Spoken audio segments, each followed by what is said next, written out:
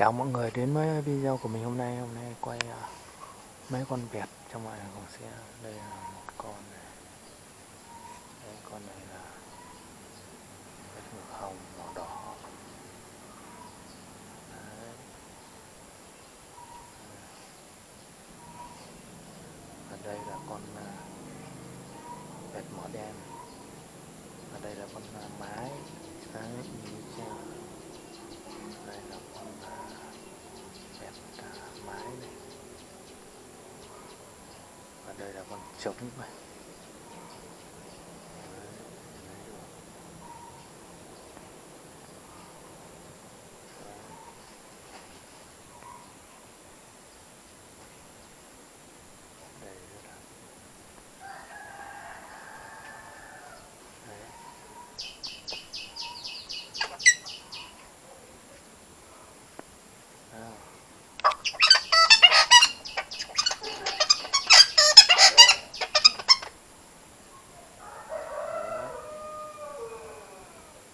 Và đây nữa này, đây một con này, đây là con vẹt đầu xám này.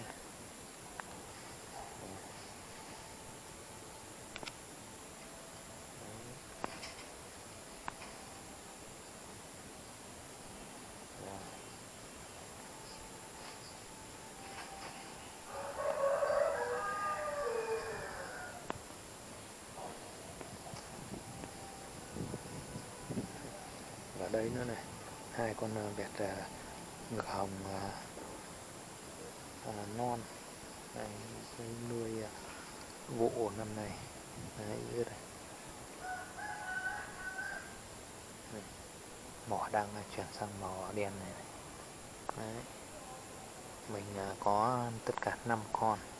Đây, hai con này mới nuôi năm nay.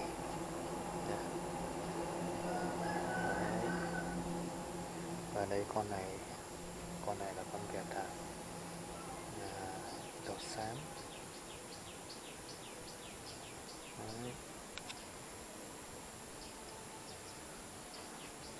Đây. Đấy.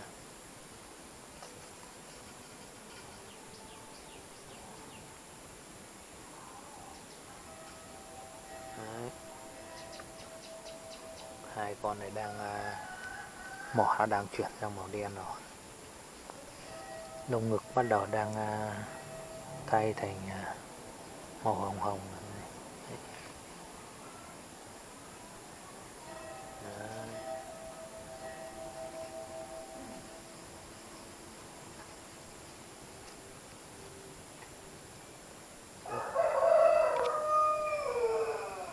Có tất cả 5 con.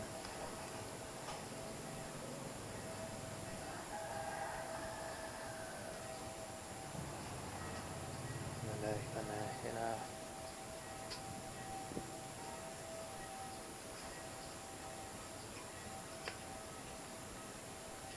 con này thì nó không nói được mấy, vẹt đầu xám này nó chỉ hót thôi, nó không nói được mấy.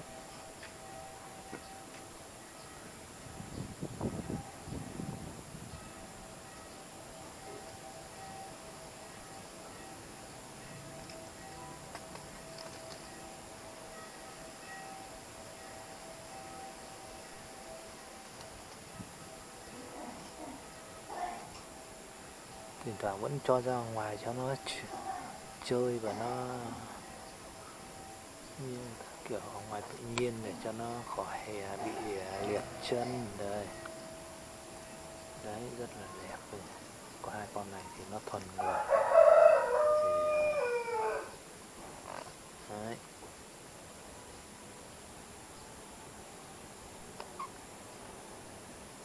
Đấy.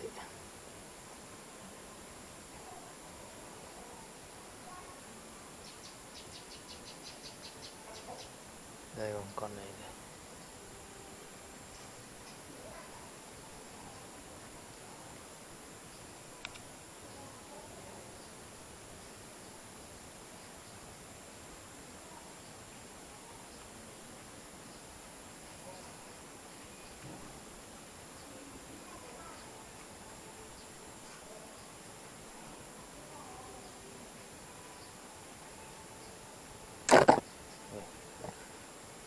cây này nó cắn hết lá rồi.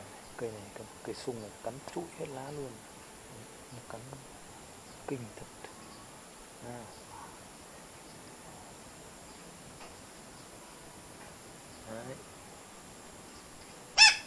Và đây hai con này, hai con này nuôi lâu rồi. Một con trống, một con mái, nhưng mà con này nó giữ đấy.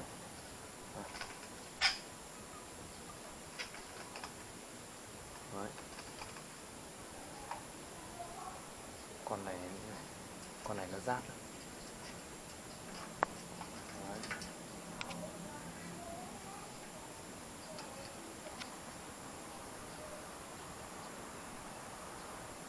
Đấy.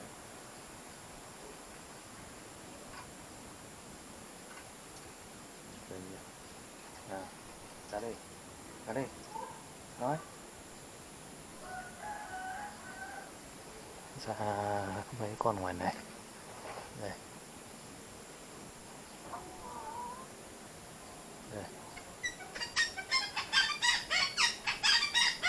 Thôi video của mình đến đây xin dừng. Mọi người hãy đăng ký để theo dõi những video tiếp theo của mình. Xin chào và hẹn gặp lại những video tiếp theo.